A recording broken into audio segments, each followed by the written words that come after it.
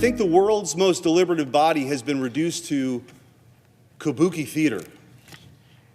There's no uncertainty ever. The only time you get to offer an amendment in this place is if it's sure to fail.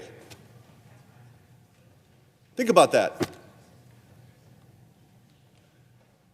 Senator Schumer won't allow United States senators to offer ideas unless he knows they will fail. And how about, instead of every hour, maybe you show up, or what if we sat in our seats and actually voted on this stuff for 4 or 5 hours? We could get through a lot, but the senator from New York is allergic to work. The Senate is broken. That's not a very sunny view of what goes on in the Senate, but it is inspiring that we do have a few GOP senators that are worth something. One of the best is Senator Eric Schmitt out of the state of Missouri. I still don't understand why Missouri produces like these hardcore anti-communist types. What's going on in Texas? Hey, Senator, I would not have pictured Missouri 5-10 years ago to produce people like you. And yet you're not the only one there. There's like a bunch. Your new AG's a stud too. What are you guys doing up there? It's the show me state, brother. It's in our DNA. So I don't know how you describe it, but it's always been I think the DNA of Missourians to sort of be skeptical of a federal government 1,000 miles away telling us how to live our lives. So I take that with a badge of honor. Yeah, a healthy dose of skepticism for these people is warranted. Okay, Senator, first, for stupid people like me, explain what you're talking about with the amendment process and the law. That was obviously a speech you were giving in reference to the big foreign aid money laundering scheme that we just passed, of course, in this country like we always do. But what are you talking about, amendments and they don't allow? What's going on? Yeah, so I think it's, I was elected in 2022. I was AG before. So you come here and the Senate's supposed to have this reputation as you have free and open debate. There's only 100 senators. You advocate for your position. Maybe there's some unique coalition that's formed on some idea that you've got. It's not how it works at all. Chuck Schumer has, essentially put a stranglehold on the process. And what do I mean by that? Well, the reason, there are no individual appropriations bills, Jesse. We've got to get back to a place where there's 12 of them. Senators have an opportunity to amend it. It goes to the House. There's some conference committee, you work it out, whatever. We don't do any of that. Instead, because of the allure of the power that comes with it, and a couple people in leadership, what they do is they wait till a deadline. They don't allow input. They come down from on high and unveil some omnibus monstrosity at 10 minutes to midnight and say, read this or don't read it. And if you don't support it, you support a government shutdown or some other nonsense, right? It's really a terrible way to do this. And it really boxes out 96 or 97 other voices along the way. And so I've been an advocate for reform. Let's open it up, even if it's, what people consider tough votes. That's what we get paid for, right? We get paid here. We get sent here to come here and advocate, and people can judge us by our records. But a lot of people are afraid, I think, of taking these tough votes. Chuck Schumer wants to control the agenda exclusively, and he's getting away with it. And so I felt compelled to go on the floor and call it out. I'm really sad to say none of that is surprising at all. Senator, from afar, from the outside looking in, our debt crisis is coming. Everyone knows. I mean, it's already here. Grocery prices are up 40%. They're not going back down. Everyone knows that. No one's even pretending they're going back down. We're watching our way of life disappear, and these scumbags you work with in D.C. just appear to be, clearing out the vault on their way out? That's what it looks like. We're just looting the treasury now? That's all we do? Well, it's a complete disconnect, Jesse, from real America. That's just sort of been my experience. The priorities here in Washington are not connected to what real Americans face every single day, right? The reason, inflation isn't some natural disaster, right? There's a formula for it. It turns out if you spend trillions and trillions of dollars you don't have, and you declare war on domestic energy production, the cost of everything goes up.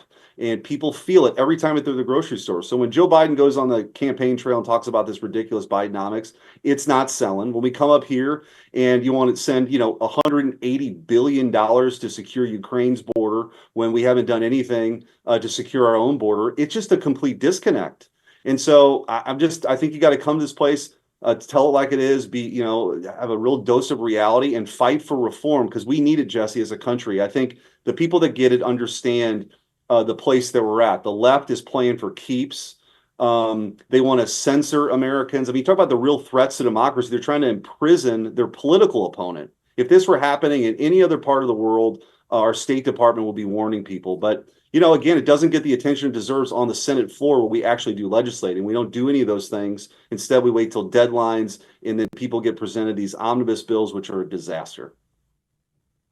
Senator, is there any appetite, or is there getting to be an appetite to change GOP leadership? And I don't mean swapping out Mitch McConnell for some elephant turd like John Cornyn or John Thune. I mean, really getting rid of these old types who ruin us and replacing them with people who believe in freedom and want to believe in sound money, believe the things you believe. I mean, it's one thing to dump Mitch McConnell. What do I get when we dump McConnell and bring me John Cornyn? I get the same loser I had there before. Is there any appetite to change this? Can we change it? Well, look, I think one of the problems, I think too many people look to Washington, D.C. for all the answers, right? The truth is, right, the real Americans in real America understand that that's got to come from their families and their community. I say that not to pass the buck in any way, because you're right. No. We need to have a leadership in Washington that understands what the American people are going through, that is connected. I grew up in a working class family, so trust me, I understand what people are struggling with right now, why they want Washington to respond to that. But I think that as conservatives, understanding that Washington, D.C. doesn't have the answers for a lot of the big issues. These are big cultural issues in many ways that you talk a lot about on your show. And so, but as relates to Senate leadership, we're going to have a unique opportunity now. It doesn't come along very often to have a new leader. And so I think we're going to take the Senate back. I think the map works really well for us. Hopefully the House holds it, and hopefully Donald Trump becomes president. And then we got to do something with it, right?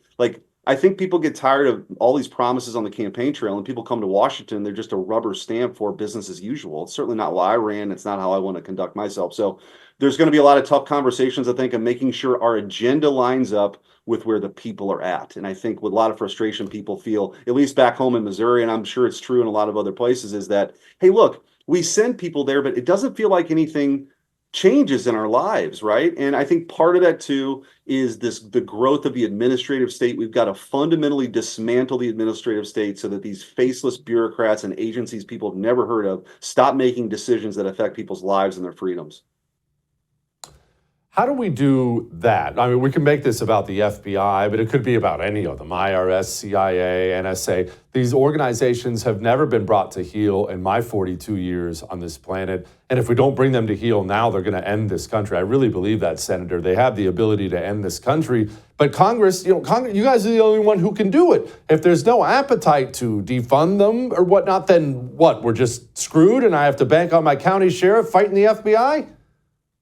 Yeah, no, you're right. Listen, the way that we have to approach this from the Article 1 branch has to reassert itself and take control and again dismantle this behemoth that's been created over the years. When I was Attorney General, we brought the Missouri versus Biden lawsuit. I think that was a big important step. The Supreme Court's going to rule on that vast censorship enterprise that was created by the Biden administration to silence dissent.